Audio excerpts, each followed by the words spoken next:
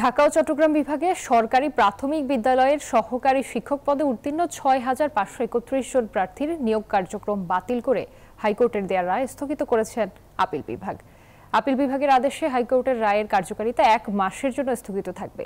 সোমবার আপিল বিভাগের জ্যেষ্ঠ বিচারপতি মোহাম্মদ আশফাকুল ইসলামের নেতৃত্বাধীন ৩ সদস্যের বেঞ্চ এ আদেশ দেন। এর আগে তৃতীয় ধাপে চট্টগ্রাম ও ঢাকা বিভাগের নিয়োগ পাওয়া ৬,৫৩১ জনের নিয়োগ বাতিল করে মেধার ভিত্তিতে পুনরায় নিয়োগ দেওয়ার নির্দেশ দিয়েছিল হাইকোর্ট। গত বছরের জুলাইয়ে সরকারি চাকুরিতে কোটা পদ্ধতি বাতিল করে রায় দেন আপিল বিভাগ। এই রায়ের ফলে কোটার ভিত্তিতে নিয়োগ পাওয়া ৬,৫৩১ জনের নিয়োগ অনিশ্চয়তার মধ্যে পড়ে।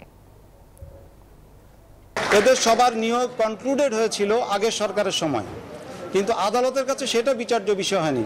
আদালত যেই সাংবিধানিক বিচারের মানদণ্ড ফলো করে ২৭ বিসিএস এবং নির্বাচন কমিশন ডিল করেছেন, সেই একই মানদণ্ড, একই সাংবিধানিক দায়বদ্ধতা, সংবিধানের প্রতি অনুগত থেকে, ন্যায় বিচারের প্রতি কমিটেড থেকে এরা কোন সরকারের আমলে নিয়োগপ্রাপ্ত হয়েছে সেটা দেখেননি।